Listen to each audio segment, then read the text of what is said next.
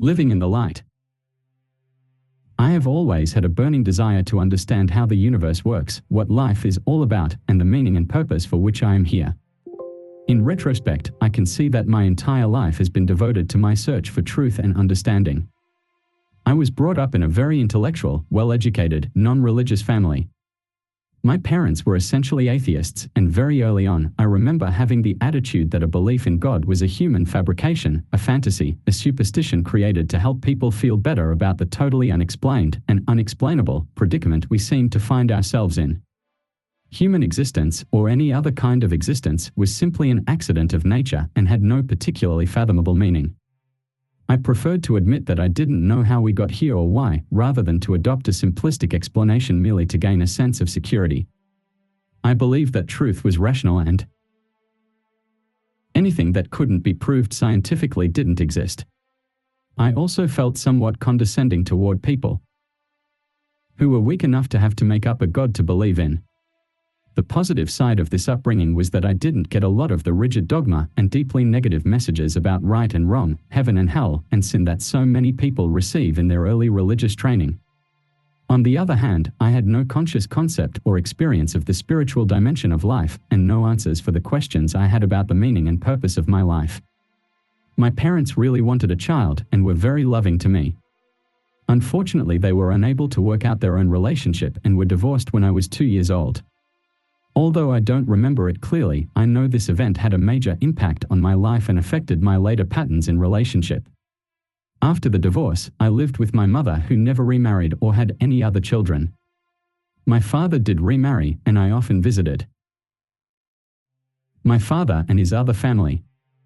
My mother developed a successful career as a city planner in the days when there were few women in that field. She dealt with the usual challenges of single parenting, trying to balance the needs of her child with the demands of her work. Being the only child of a working mother, I developed a strong sense of responsibility and self-sufficiency quite early. My mother is a very adventurous person.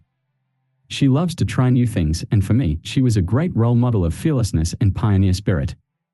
She had been one of the first educated American women in her generation to have natural childbirth. I was the first baby her doctor had ever delivered without an anesthetic. I was blessed with a very fortunate birth. On September 30th, 1948, at 9:10 p.m. in Trenton, New Jersey, for all you astrologers. My mother loves to explore new places, and we traveled a lot when I was a child, all over the United States, to the West Indies, Mexico, Hawaii, Europe. We also moved frequently whenever my mother changed jobs. Until I was about 15, I had never lived in one place longer than 2 or 3 years. My mother's family had been Quakers, and we still used the plain language when speaking to my grandmother, saying "thee" rather than "you" for the Quakers is an acknowledgement of the God within each person. So, on a deep level, I absorbed the profound respect for spirit and concern for humanity that is woven into the fabric of the Quaker religion, which I feel had a strong influence on me later in my life. When I was 14 years old, I went through an enormous emotional crisis. Triggered initially by the collapse of my first romance with an older man of 19, I was sure no one would ever compare. It snowballed into a deep and long-lasting existential despair. I took a long, hard look at life and recognized that there was really no point or meaning to it. I could see that all the things that were supposed to provide significance in life, education, success, relationships, money, were in themselves ephemeral, meaningless, and empty. There didn't seem to be anything else to fill the void. I was deeply disillusioned and depressed, and basically remained in that state for several years. In retrospect, I can see that I was going through an experience that all of us must pass through at one time or another, or many times, what mystics call the piercing of the veil of illusion. It's the point where we begin to recognize that our physical world is not the ultimate reality, and we turn inward to discover the spiritual aspect of our existence.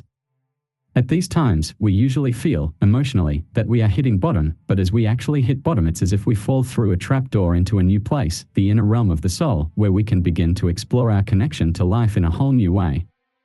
When we can face our fears and move through such a dark night of the soul, we are greeted by the dawn of a profound new adventure.